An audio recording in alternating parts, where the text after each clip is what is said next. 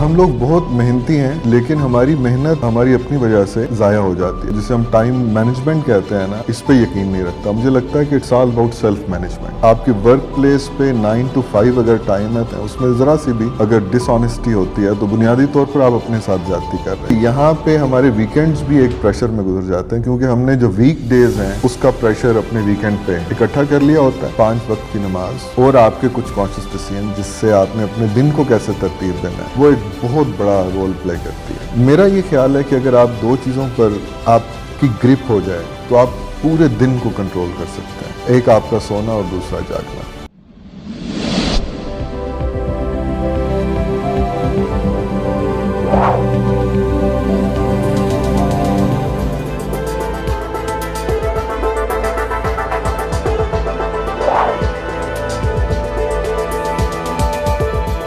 السلام علیکم ناظرین، شیئرنگ آف پروفیشنل وزڈم کے ساتھ میں ہوں علی رحمان خالد۔ آج جو مہمان ہمارے ساتھ موجود ہیں وہ ایک سوشل ڈیولپمنٹ لیڈر ہیں اور رائٹر اور پوئٹ بھی ہیں۔ اس کے ساتھ ساتھ وہ 22 ممالک کو اب تک وزٹ کر چکے ہیں اور ٹریننگز بھی پرووائڈ کرتے ہیں اور لیڈرشپ پہ بات کرتے ہیں۔ ہم ان سے جانیں گے کہ سیلف مینجمنٹ کی جو ٹرمینالوجی یہ استعمال کرتے ہیں اس سے ان کی مراد کیا ہے اور سیلف مینجمنٹ کا آسان طریقہ کیا ہے۔ آئیے ان سے ملاقات کرتے ہیں اور جانتے ہیں کہ ہمارے روزمرہ کے جو چھوٹے چھوٹے مسائل ہیں وہ صرف سونے اور جاگنے کی ترتیب ٹھیک کرنے سے کیسے ٹھیک ہو سکتے ہیں۔ آئیے ان سے ملتے ہیں۔ بہت بہت شکریہ سعید الحسن صاحب آپ کی تشریف آوری کا۔ سر، آپ ٹریننگ کی فیلڈ سے وابستہ ہیں اور لیڈرشپ پہ آپ بہت ساری ورکشاپس کرا چکے ہیں، 22 ممالک آپ وزٹ کر چکے ہیں اب تک۔ مجھے یہ بتائیے گا کہ ٹریننگ اور لیڈرشپ کی فیلڈ میں آپ کب اور کیسے آئے؟ میں کوئی 2003 میں نے اپنا کیریئر شروع کیا ایز اے والنٹیئر۔ انگریزی ادب میں ایم اے کرنے کے بعد مجھے لگا کہ تعلیم ایک ایسا شعبہ ہے جس کے ساتھ میرا دل جڑتا ہے، تو مجھے اسی کو پرسو کرنا چاہیے۔ اور مارکیٹنگ اور بزنس ایڈمنسٹریشن اور بینکنگ اور بہت سے اس دور میں سی سی اے اور بی بی ایز اور اس طرح کی باتیں ہو رہی تھیں، لیکن مجھے لگا کہ اس طرح سے اپنے آپ کو فوکس کرتا ہوں، تو کوئی 6 سے 9 ماہ میں والنٹیئر کرتا رہا ایک سرکاری ادارے کے ساتھ۔ اس کے بعد ایک لاہور ہی کی قومی سطح کی سول سوسائٹی آرگنائزیشن کو میں نے جوائن کیا، کوئی 7-8 سال ایک سینئر پوزیشن پہ ان کے ساتھ کام کیا۔ پھر اسلام آباد ایک بین الاقوامی ادارے کی سینئر پوزیشن پر مجھے بلا لیا گیا۔ اس کے بعد آخری جو میری ایک فارمل انگیجمنٹ رہی ہے وہ ایک ایسے ادارے کے ساتھ رہی ہے جس کو نارتھ امریکن ڈائسپورا سپورٹ کر رہا تھا، تو 4-5 سال وہاں پر میں ایگزیکٹو ڈائریکٹر کے طور پہ رہا۔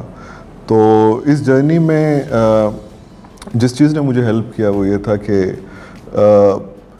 آپ عموماً اپنے تعلیم کے مضامین کو چنتے ہوئے ایک خاص قسم کے پیئر پریشر میں آ جاتے ہیں، یا آپ کے والدین چاہتے ہیں کہ اس خاص فیلڈ کو پرسو کیا جائے۔ مجھے محسوس ہوتا تھا کہ میں لکھنے لکھانے کا شوقین ہوں اور ادب سے میرا گہرا لگاؤ ہے، اردو اور انگریزی ادب سے۔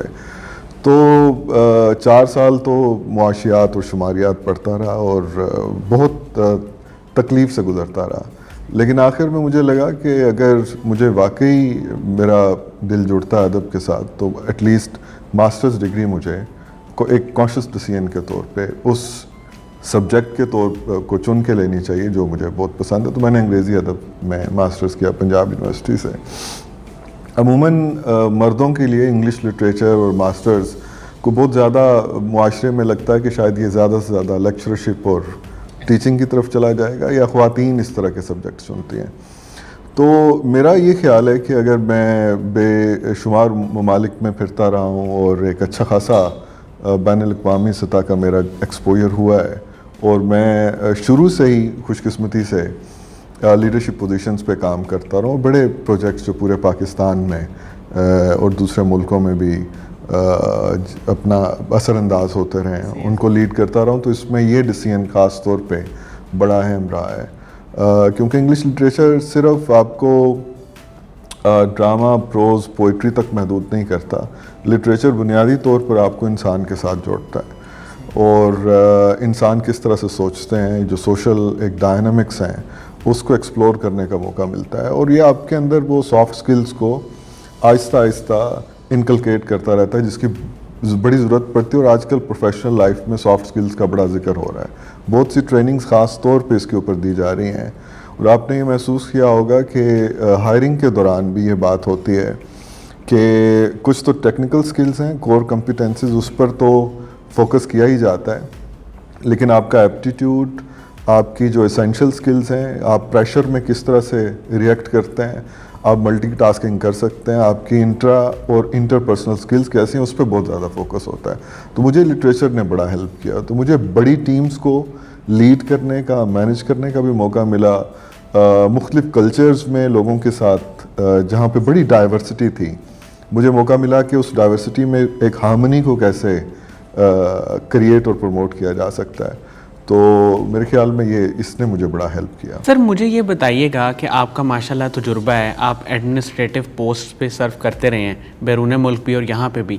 کیا فرق محسوس ہوتا ہے باہر کے ممالک میں؟ ویلیوز، کلچر کیسا ہے اور یہاں پہ کیسا ہے؟ کوئی ایک بنیادی فرق بتائیے. مجھے لگتا ہے کہ باہر ہم لوگ بہت محنتی ہیں، لیکن ہماری محنت بعض اوقات ہماری اپنی وجہ سے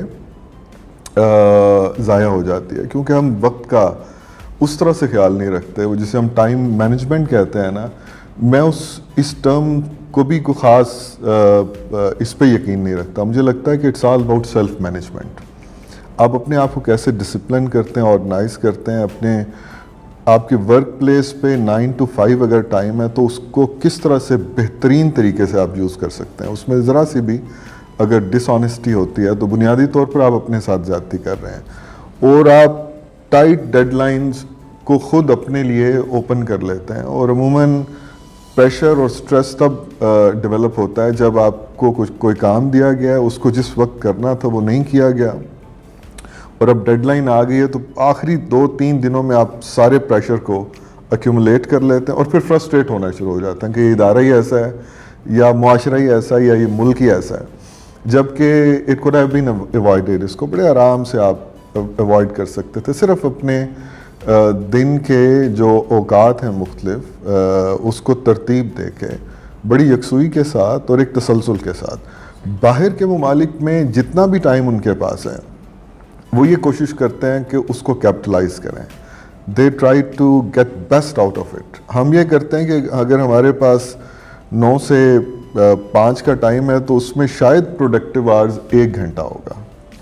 موسٹلی گاسپنگ ہوتی ہے، چائے پانی ہوتی ہے، یا ایک دوسرے کے حوالے سے بات چیت ہو رہی ہوتی ہے، یا ہم گلوبل یا لوکل پولیٹکس کو ڈسکس کر رہے ہوتے ہیں، یا ہم خام خواہ فرسٹریٹ ہو رہے ہوتے ہیں.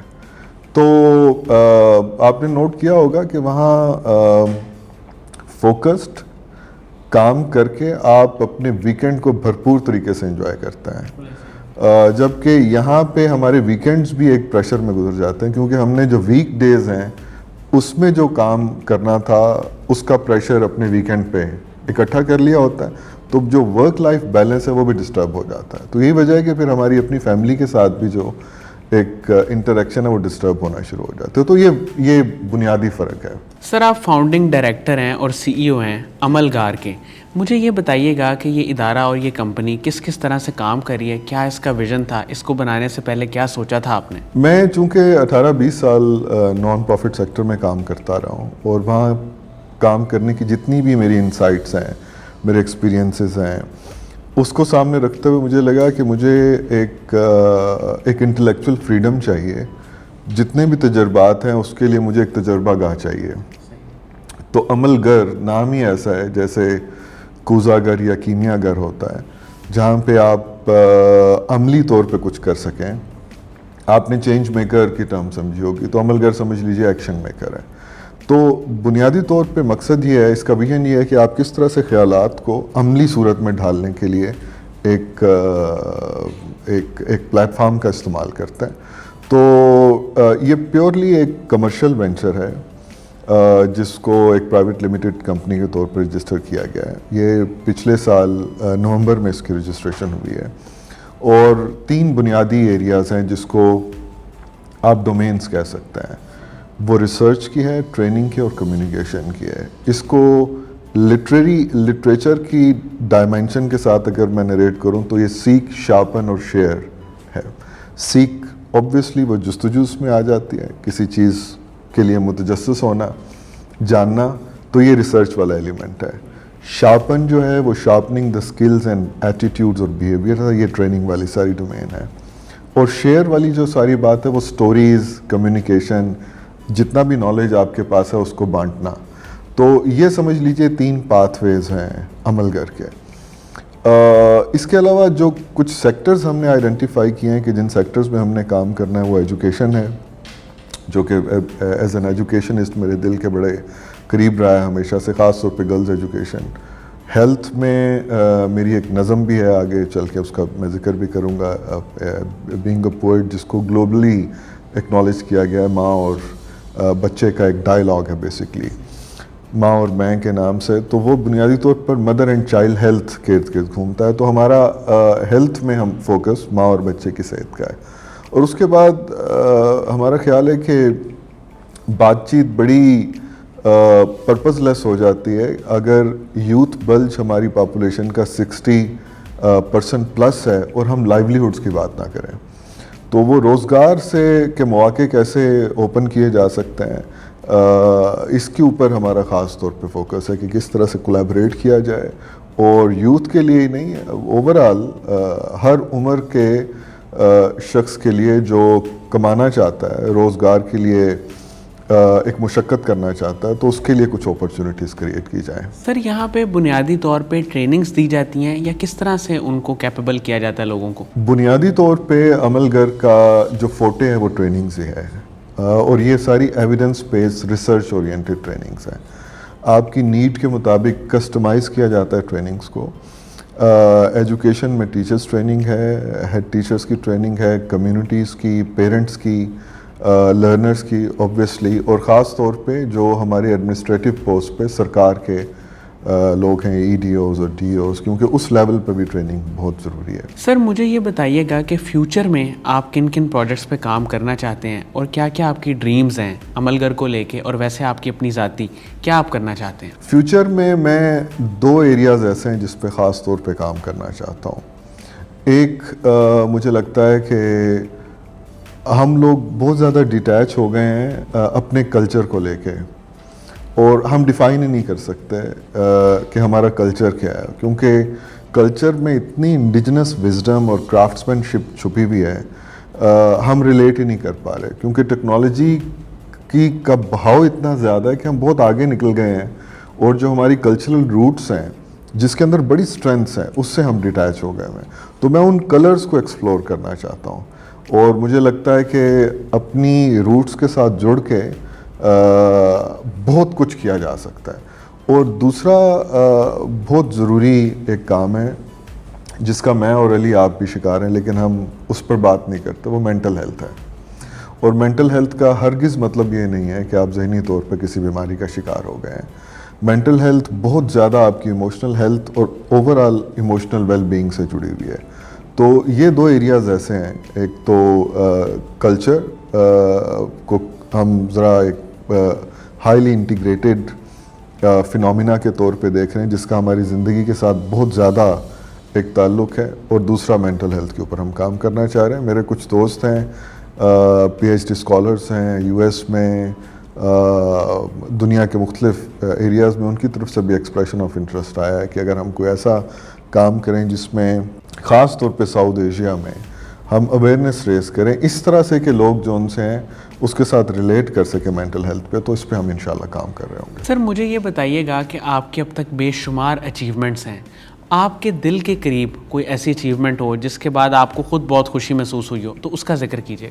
2 مجھے لگتا ہے چیزیں ایسی ہیں. ایک پیورلی پروفیشنل سائڈ پہ, وہ یہ ہے کہ میں اینڈ آئی فیل آنرڈ, اللہ کا شکر ہے کہ میں پہلا ساؤتھ ایشین ونر ہوں common wealth education best practice award کا, جو کہ ملیشیا میں 2009 میں اس کا انعقاد ہوا تھا. تو پاکستان سے میں نے ریپرزینٹ کیا تھا, تو وہ میں پھر پاکستان کے لیے گورنمنٹ آف ملیشیا اور common wealth education best practice award one کر کے آیا. دوسرا یہ ہے کہ میں چونکہ کچھ 20 سال سے لکھ رہا ہوں, مختلف چھوٹی چھوٹی سی چیزوں پر اپنا میں نے شعر و شاعری یا جو کچھ نثر ہے اس کو نوٹ کرتا رہا ہوں, تو کووڈ میں مجھے کہ ہم سب کے لیے یہ ایک ڈیزاسٹر، ایک اپرچونٹی کے طور پہ بھی آیا، کیونکہ لوگوں کو آئسولیشن میں کچھ رکنے کا، ٹھہرنے کا موقع ملا. اب یہ جو رکنا ٹھہرنا ہے، یہ سمجھ لیجئے کہ اس نے ٹریگر کیا ایک ورڈ کو، اور وہ ہے توقف، پاز. تو توقف کے نام سے میں نے اپنی ایک شاعری کی کتاب جو ان سے اس دوران چھپوا لی داستان پبلشرز کے تھرو. تو اس میں میں نے اب تک کی جتنی بھی شاعری لکھی ہوئی تھی، جو آزاد ہے یا منظومیہ ہے، اس کو مرتب کیا. اور مجھے بڑی خوشی ہوئی کہ یہ ایک خواب تھا، اور یہ اس وقت ممکن ہوا جب آپ کووڈ کے شدید طریقے سے چنگل میں تھے، اور لیکن وہ ماشاءاللہ پبلش بھی ہو گئی اور بڑی اچھی ریسیپشن ہے اس کی. تو یہ پرسنل لیول پہ مجھے لگتا ہے کہ سر میں یہاں ایک سوال لیڈرشپ ٹریننگ کے حوالے سے پوچھنا چاہتا ہوں کہ بطور لیڈر آپ جب امپلائیز کو دیکھتے ہیں تو ان میں ایک سٹریس کا اور اینگر کا فیکٹر بہت زیادہ ہوتا ہے پروفیشنل لائف میں. اس کو مینیج کرنے کے لیے کوئی آسان حل، کوئی ٹپ آپ کے پاس ہے؟ کبھی دوبارہ بیٹھیں گے تو ہم یہ ڈسکس کریں گے کہ یہ سٹریس اور پریشر کیوں آ جاتا ہے. یہ ایکسٹرنل ہوتا ہے یا ایک انٹرنل اس کا کوئی لنک ہے. لیکن آپ کے جواب کو مخصوص سوال کو مخصوص طریقے سے اس کا جواب دینے کے لیے اس کا اشارہ میں پہلے کر چکا ہوں، وہ سیلف مینجمنٹ ہے. اور سیلف مینجمنٹ میں سب سے پہلی چیز ڈسپلن ہے. اور کچھ لوگ شاید اس سے ایگری کریں یا نہ کریں، آپ کی روٹین کو 5 وقت کی نماز اور آپ کے کچھ کانشیس ڈیسیژن جس سے آپ نے اپنے دن کو کیسے ترتیب دینا ہے، وہ ایک بہت بڑا رول پلے کرتی ہے. میرا یہ خیال ہے کہ اگر آپ 2 چیزوں پر آپ کی گرپ ہو جائے تو آپ پورے دن کو کنٹرول کر سکتے ہیں. ایک آپ کا سونا اور دوسرا جاگنا. اس کے اوپر میں لکھ رہا ہوں. یعنی اگر آپ نے یہ طے کر لیا ہے کہ میں نے اس وقت سونا ہے، نیند آ رہی ہے یا نہیں آ رہی، اور وہ 10 بجے ہے فرض کیجیے یا 11 بجے ہے، اور آپ نے 7 سے 8 گھنٹے کی نیند پوری کرنی ہے، اور آپ نے صبح اس وقت اٹھ جانا ہے، اگر آپ اس کے اوپر وہ رہتے ہیں نا، اس کو کنٹرول کر لیتے ہیں، تو سمجھیے کہ سارا دن کنٹرول ہو جاتا ہے آپ کا. تو باقی یہ جو سٹریس مینجمنٹ کی سب سے بڑی اس کی کی ہے which can open all the locks, وہ یہ ہے کہ آپ جب سٹریس لیتے ہیں تو اس کی وجہ عموماً کوئی دوسرا شخص ہوتا ہے یا ایک انوائرمنٹ ہوتا ہے، ایکسٹرنل فیکٹر ہوتا ہے. اس میں یہ ہے کہ آپ اس لمحے میں ذرا سوئچ کریں، فوکس کو اپنے آپ سے ہٹا کے دوسرے شخص پہ ڈالیں and try to put yourself in his or her shows, کہ اگر اس شخص کی وجہ سے میں پریشان ہو رہا ہوں، چاہے وہ آپ کوئی دوسرا امپلائی ہے یا باس ہے، تو ذرا اس کے جوتوں میں گھس کے یہ دیکھیں کہ اگر اس کی وجہ سے مجھے سٹریس مل رہا ہے تو وہ ریزنز کیا ہیں. کہیں ایسا تو نہیں ہے کہ ریزن میں ہی ہوں. تو جب آپ اپنی ذات سے باہر نکل کے دیکھتے ہیں نا اپنے آپ کو، تو آپ ایک نئی نظر سے دیکھتے ہیں، آپ کا نقطہ نظر چینج ہو جاتا ہے. تو وہ واصف علی واصف صاحب بھی کہتے ہیں، اور وہ قاسم علی شاہ صاحب کے بھی بڑے پسندیدہ مصنف ہیں اور ہمارے پیارے بزرگ ہیں، کہ کسی شخص کو چھوٹا دیکھنے کے لیے ضروری ہے کہ یا اسے دور سے دیکھا جائے یا غرور سے دیکھا جائے. تو یہ بات بہت خوبصورت ہے، لیکن اس میں جو امپورٹنٹ چیز ہے وہ اشفاق احمد والا صاحب والا اینگل بھی ہے، زاویہ والا. آپ کا زاویہ نگاہ بڑا امپورٹنٹ ہے. اگر ہر چیز کو آپ اپنے اوپر مرکوز کر کے دیکھیں گے نا، تو آپ کی جو ویژن ہے، وزڈم بھی، پرسپیکٹیو بھی، پرسیپشن بھی، وہ بڑا انکیپسولیٹڈ ہوگا، بڑا محدود ہوگا. جیسے ہی آپ اپنے آپ کو اپنی اس ذات سے نکال کے دوبارہ دیکھیں گے تو آپ کو لگے گا ہاں یار میرے میں بھی کچھ خامیاں ہیں، آئی نیڈ ٹو امپروو. تو دس از دا اونلی وے کہ آپ کس طرح سے کانشیسلی اس سچویشن سے باہر آ کے نیوٹرل امپارشیلٹی کے ساتھ سچویشن کو دیکھتے ہیں، تو پھر آپ کو اس میں سرے ملنا شروع ہو جاتے ہیں. سر قاسم علی شاہ صاحب کے لیکچرز ہیں، ان کی ویڈیوز ہیں یوٹیوب پہ، اور ان کی فاؤنڈیشن ہے، ان کے کام کو آپ کیسے دیکھتے ہیں؟ مجھے لگتا ہے کہ جتنی تیزی سے ہم جیسے پہلے بھی میں نے ذکر کر دیا، ٹیکنالوجی ہمارے ہاتھ میں آ گئی ہے اور ہمارے پاس اتنی آپشنز آ گئی ہیں. ایک وقت صرف پی ٹی وی کا تھا اور اب اتنے چینلز ہیں آپ کے فنگر ٹپس پہ، پوری دنیا آپ کے سامنے کھلی ہوئی ہے. اس کی وجہ سے بھی بہت فرسٹریشن بڑھ گئی ہے، کیونکہ آپ کو ایک کنسنٹریشن کا موقع نہیں مل رہا, ٹھہرنے کا موقع نہیں مل رہا. میں دوبارہ توقف کی طرف نہیں آنا چاہتا, لیکن میں یہ ضرور چاہتا ہوں کہ ہماری زندگی میں ایک ٹھہراؤ بہت ضروری ہے. تو میرے خیال میں اس ٹھہراؤ کو لانے میں اور اپنی وہ جسے انٹروسپیکشن کہتے ہیں, مشاہدہ باطن, اس کی طرف لانے میں قاسم علی شاہ صاحب جیسے جو اسپیکرز ہیں ان کا بہت بڑا ہاتھ ہے. اور وہ بنیادی طور پر الٹیمیٹلی جو بزرگ ہمارے گزرے ہیں یا موجود ہیں, چاہے وہ بانو آپا ہیں یا اشفاق صاحب ہیں یا واصف علی واصف صاحب ہیں, ان کی اپنی باتیں اور ان بزرگوں کی باتوں کے ذریعے ہمیں اپنی ذات سے ہی جوڑنے کی کوشش کر رہے ہیں. تو مجھے لگتا ہے کہ یہ ایک تو قاسم علی شاہ صاحب کا یہ عمل جو ہے اللہ تعالیٰ اس میں اور برکت دے, اور اس سے بہت سے لوگ سیکھ رہے ہیں, اپنے آپ کو مسلسل بدل رہے ہیں مثبت طریقے سے. اور فاؤنڈیشن میں میرا پہلا موقع ہے آنے کا, تو مجھے یہ دیکھ کے بڑی خوشی ہوئی ہے کہ یہ ایک ایسا پلیٹ فارم ہے جہاں پہ آپ مسلسل سیکھ سکتے ہیں, ایک دوسرے سے انٹریکٹ کر سکتے ہیں.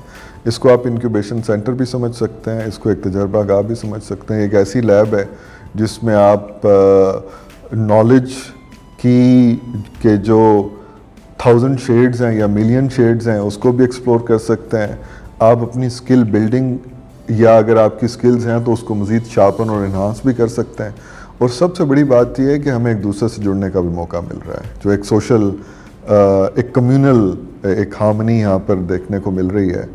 تو اس سے بڑی اور کیا بات ہو سکتی ہے. مجھے لگتا ہے اس نوعیت کے بہت سے ہمارے پاس قاسم علی شاہ صاحب جیسے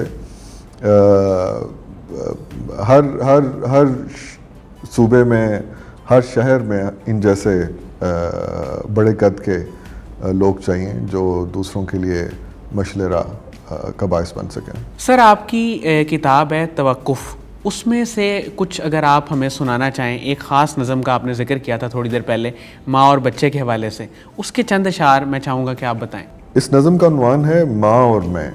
یہ ایک ایسے بچے کا مونولوگ ہے, خود کلامی ہے, جو ابھی پیدا نہیں ہوا, ماں کے پیٹ میں, اور اس کی انٹریکشن ماں کے ساتھ ہو رہی ہے. سنا ہے ماں تمہاری صحت اچھی ہو تو میری زندگی بچنے کے امکانات بڑھتے ہیں. سنا ہے ماں تمہاری صحت اچھی ہو تو میری زندگی بچنے کے امکانات بڑھتے ہیں. تمہیں معلوم تو ہوگا میں سب کچھ جانتا ہوں. تمہاری بھوک سب سوچیں, تمہارے درد سب سپنے جو مجھ ہی سے متعلق ہیں تمہیں سونے نہیں دیتے. تمہیں معلوم تو ہوگا کہ بھوکے پیٹ رہنا تم تو شاید جھیل لیتی ہو, مگر مجھ سے بنا پانی غذا کچھ ہو نہیں پاتا. میں اتنا ناتواں ہوں میں تو اکثر رو نہیں پاتا. بہت راتیں گزر جاتی ہیں میں بھی سو نہیں پاتا. سنا ہے ماں تمہاری صحت اچھی ہو تو میری زندگی بچنے کے امکانات بڑھتے ہیں. تمہیں معلوم تو ہوگا کہ 9 ماہ تک اندھیرے میں چھپ کر ساری دنیا سے تمہاری سانس سے لپٹا, تمہاری دھڑکنوں کی لوریوں پہ جھولتا سوتا تمہیں محسوس کرتا ہوں, تمہاری بات سنتا ہوں. میری رگ رگ میں خون بن کر وہی سب دوڑتا ہے جو تمہارا فیصلہ بن کر میری خوراک بنتا ہے. میں وہ ہر ذائقہ اور لذتیں, سب طاقتیں اور فرحتیں محسوس کرتا ہوں جو تم پوری تسلی سے مجھے چشم تصور میں بڑی اپنائیت بھر کر قرآنی آیتیں پڑھ کر تبرک کے نوالے میرے جانب بھیج دیتی ہو. تمہیں معلوم تو ہوگا میرے جینے کے سب ارماں, سبھی امکان وابستہ ہیں تمہارے ارد گرد موجود سب لوگوں کے ایک ایک فیصلے سے. ضروری ہے تمہارے پاس ہو سب کچھ میسر وہ جو میری اور تمہاری زندگی بچنے کا باعث ہو. سنا ہے ماں تمہاری صحت اچھی ہو تو میری زندگی بچنے کے امکانات بڑھتے ہیں. سنا ہے سب تمہیں کہتے ہیں تم امید سے ہو. اگر یہ بات سچ ہے تو مجھے امید ہے تم سے کہ تم زندہ رہو گی. امیدیں خود سے بھی معصوم سی میں پال بیٹھا ہوں. نکلنا چاہتا ہوں میں ہزاروں دن کی گنتی سے, میں اب تو ان گنت صدیوں تک جینا چاہتا ہوں. میرے یہ ہاتھ تو دیکھو بہت سے دیپ ہیں ان میں, حیات نو کے اندیے ہیں, ہزاروں کہکشائیں ہیں, کروڑوں کائناتیں ہیں جنہیں میں جانتا ہوں کس طرح تسخیر کرنا ہے. نہ جانے کتنی ایسی بستیاں ہیں جنہیں ان ننھے ہاتھوں سے مجھے تعمیر کرنا ہے. میرے یہ ہاتھ تو دیکھو، میں پوری زندگی ہوں، میں اس کو 3 سالوں میں مقید کر نہیں سکتا، میں ایسے مر نہیں سکتا. Thank you. ایموشنلی آپ نے کنیکٹ کر دیا.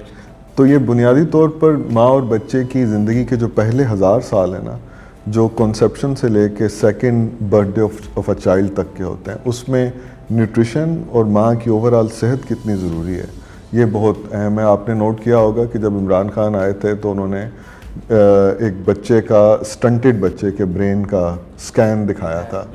تو یہ وہی دور تھا جب میں نے اس نظم کو لکھا کہ ہماری 44% جو انڈر 5 چلڈرن ہیں وہ سٹنٹڈ ہیں، یعنی وہ ذہنی اور جسمانی لغت ان کی اس طرح سے نہیں ہے جس طرح سے ہونا ہے نیوٹریشن کی وجہ سے.